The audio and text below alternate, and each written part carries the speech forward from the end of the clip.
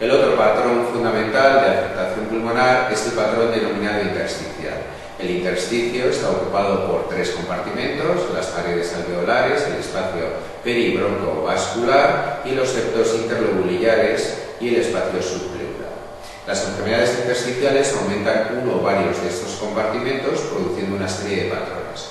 ¿Cuáles son los más importantes? El lineal, que aparece en los casos de fibrosis, como una esclerodermia, neumonías atípicas, neumonía por neumocistis, un micronodular, como puede ser el caso de la tuberculosis biliar o metástasis de algunos tumores, típicamente el tumor de tiroides o el melanoma, nódulos o masas pulmonares y patrón en vidrio deslustrado característico del distrés respiratorio. En esta primera imagen de afectación pulmonar intersticial podemos ver una fibrosis pulmonar que está desarrollada de manera difusa, aumentando el intersticio, la densidad del intersticio, sobre todo en la periferia pulmonar, y la trama intersticial la podemos ver difusamente aumentada e incrementada en todo el parénquima pulmonar. La tuberculosis puede producir en su afectación pulmonar distintos patrones radiológicos. En el detalle de esta imagen podemos ver su extensión difusa a nivel pulmonar, produciendo un patrón micronodular que también se puede observar, como comentaba antes, en algunas metástasis pulmonares, como en el caso del cáncer de tiroides o en el melanoma. Vemos una imagen en este momento de un nódulo pulmonar en el lóbulo superior derecho, que aparece señalado. El nódulo pulmonar es una imagen redondeada, bien o mal definida, que es menor de 3 centímetros y que está rodeada de parénquima pulmonar. Si es mayor de 3 centímetros, hablaríamos de masa pulmonar. La lesión nodular puede estar cavitada. En este caso, debemos evaluar el grosor de la pared, teniendo en cuenta que si es mayor de 15 milímetros, probablemente sea una lesión maligna. Aquí podemos ver una lesión radiológica en el lóbulo superior derecho cavitado, característica de la tuberculosis pulmonar. Las causas de nódulos y masas pulmonares son muy numerosas. En el primer caso, en el caso de los nódulos pulmonares, encontramos en primer lugar el granuloma tuberculoso, que puede estar cavitado como la imagen que tenemos en primer lugar. Y en segundo lugar, el diagnóstico a tener en cuenta es el carcinoma broncogénico.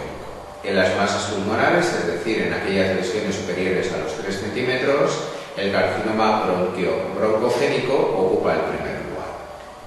Estas radiografías de tórax muestran una tuberculosis pulmonar avanzada, en la cual se pueden observar varias áreas claras y opacidades de diferentes tamaños unidas unas a otras, haciendo el efecto que característicamente se llama de coalescencia.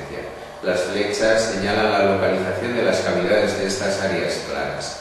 La radiografía de la izquierda, la radiografía lateral, muestra claramente que las opacidades están localizadas en el área superior de los pulmones, vistas desde la parte posterior.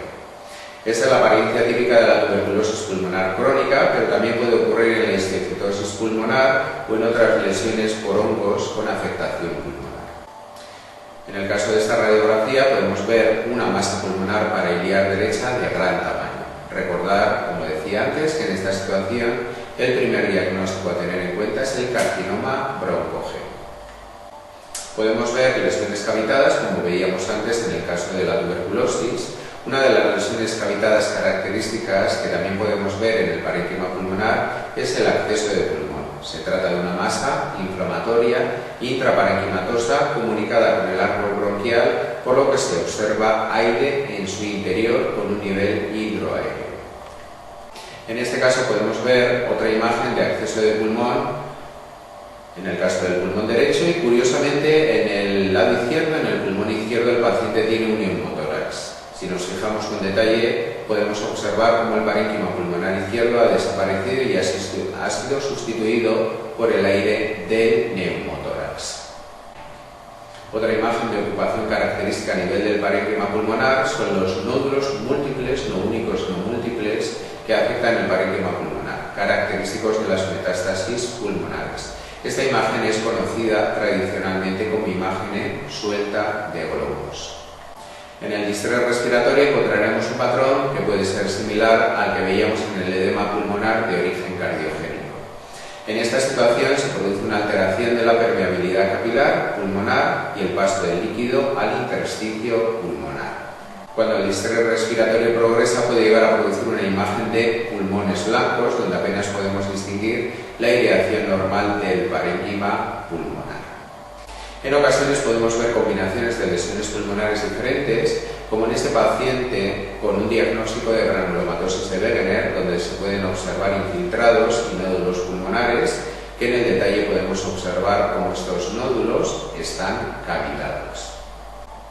En cuanto a la afectación pleural, recordar que la pleura rodea el tórax y separa los pulmones de la caja torácica. La imagen que debéis de recordar, que nos pueden describir en un caso clínico como más característica, es el derrame pleural. La cavidad pleural delimita, por lo tanto, el parénquima pulmonar y lo separa de la pared torácica y del mediastino. A este nivel podemos observar distintas patologías.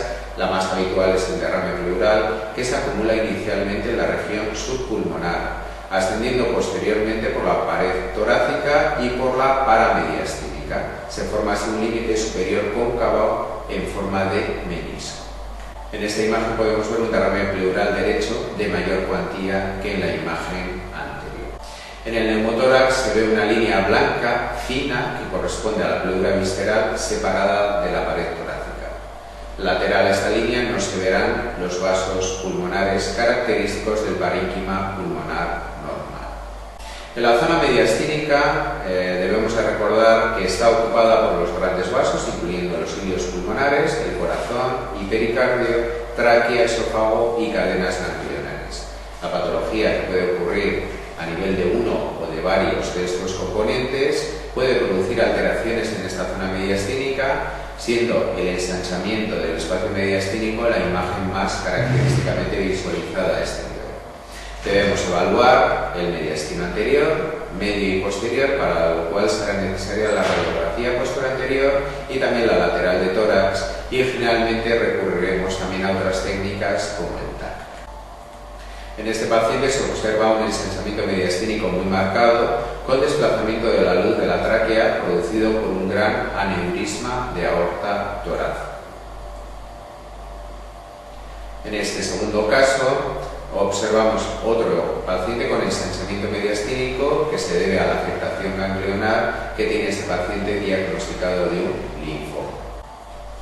Para acabar las imágenes características a nivel pulmonar, os muestro la alteración de la silueta cardíaca que este paciente tiene con una esclerosis sistémica limitada o síndrome de Krebs, que es muy llamativa. Se observa una gran dilatación de la arteria pulmonar, secundaria hipertensión pulmonar y disminución del patrón vascular pulmonar, lo que se denomina oligoemia periférica pulmonar.